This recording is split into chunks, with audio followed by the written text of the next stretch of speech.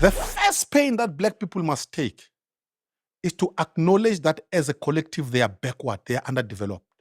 They need to have a real conversation that is painful about that. I told you I study societies all over the world. The turning point, the first turning point in the non-white world, because the whites, especially in the 19th and the 20th century, the whites were ahead of the rest in the world, development-wise. The rest were backward. The first group to raise themselves to the level of whites in terms of development, and this group became very proud, were the Japanese. And the Japanese did that because there was an intellectual revolution within Japanese society, and it was led by a visionary elite, the Meiji Empire from 1868. They asked themselves the question, why is it that these white people are so powerful? They are so ahead of us. What is the difference between us and them? You know, the Meiji Empire, they actually sent a delegation to go to the West, to go to America, to go to Europe, and say, go and study those people. What makes them to be ahead of us? When that delegation came back, first thing said, we as Japanese must acknowledge that we are backward. That's the starting point. If you do not acknowledge that you are backward, you will never address your backwardness. That's number one. Number two, they said there is no difference between us as Japanese and white people. We are all human. Right. We have heads, we have brains. So what's the difference? The Culture? only difference is it a cultural issue? Education. That's what the Japanese said. Simple. Simple. It's education. And the Japanese realized that it's not education in general. It's technical education, maths and science. So there was a deliberate investment by Japanese society that Japanese kids must study maths and science. And over time, Japan as a society, non-white, rose to the level of whites, to the extent that by the 70s and the 80s, Japan was the second largest economy in the world, having beaten the rest of Europe, by the way. It was America, number two was Japan. And I remember I was living in New York at the time, and everything was the Japanese investors, and you're right. China did the same. Right. Deng Xiaoping had to do a soul searching. And he said, we are backward. So the starting point, acknowledge that you are backward. Two, education, maths and science, in order to catch up with the West. Look at China today. China was backward in the 70s. Today, China is the second largest economy in the world. Let me tell you, you say I predict stuff. Yes, just look, in the next 15 years, if you and I live for the next 15 years, China will be number one in the world. Just take all the, go and read the book by Kishore Mabuban. Has China won? That's the title of the book. We'll put it into the link in the show. Has China won? By Kishore Mabuban. Kishore Mabuban. From where? From Singapore. Okay. This is the guy who worked under Lee Kuan Yew. This guy is one of the best strategists living today. This fellow was personal friends with Henry Kissinger. They used to have a beer together. I mean, that's how serious this guy is.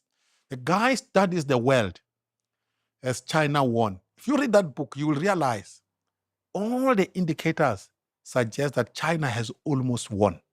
The Americans are sleeping.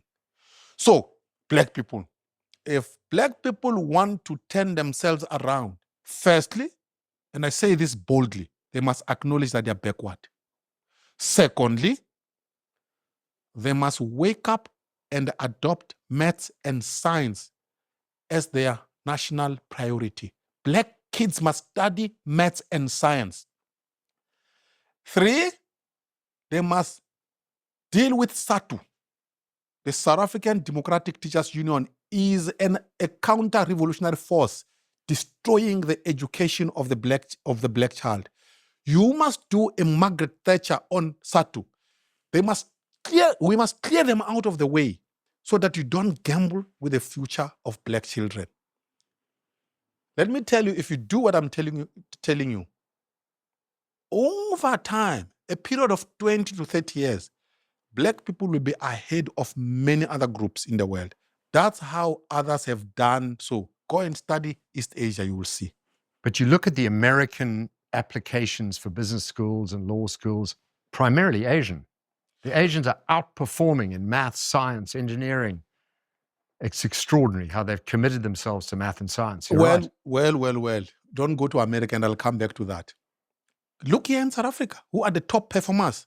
Do you know who are the top performers in math and science? It's Indians. It's Indians right here in South Africa. Yeah.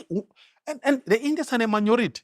They don't worry about some nonsensical, ideological stuff that people debate on a daily basis. You know what they do? They study. Yeah, they study.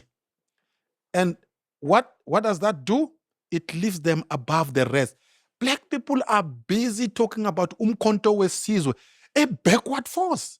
I mean, Umkhonto weSizwe, the EFF, these people are an embodiment of backwardness. Yeah.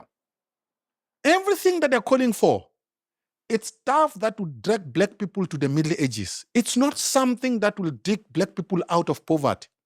They are busy confusing people and saying, land this, land that. Let me tell you, in the US, by the way, white people in the US are the owners of the majority of land in the US. But white people in the US are not the richest. The richest people in the US are Asians. Correct. But they don't own land. Why and how? The Umkhonto weSizwe were clowns and fools. They are busy singing songs and choruses about land. They don't understand.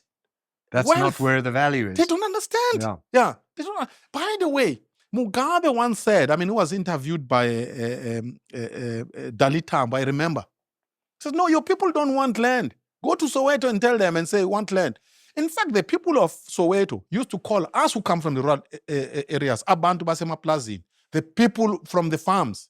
Because here is the thing. What is civilization? Civilization is the movement of people from rural areas to cities. Urbanization. It's all about urbanization. So, in fact, if you look at the biggest province in South Africa, the biggest province in South Africa in terms of population is Gauteng. Gauteng is the smallest province in South Africa in terms of land. And the highest urbanization. Julius Malema, for example, he ran away from Limpopo, where there is land, and went to Gauteng. Inanda Club. Exactly, to Gauteng. Yeah. He doesn't want land. He wants better life, city life. So we really have to start a real conversation, especially among blacks, an honest conversation. See, a guy like me, by the way, if I say what I'm saying, I know I'm going to be insulted, and I don't care. They can insult me as much as they want. I don't care. I know the feeling. But here's the thing, Rob. Society will move the day we look each other in the eye and tell each other the truth. And that's what I'm committed to.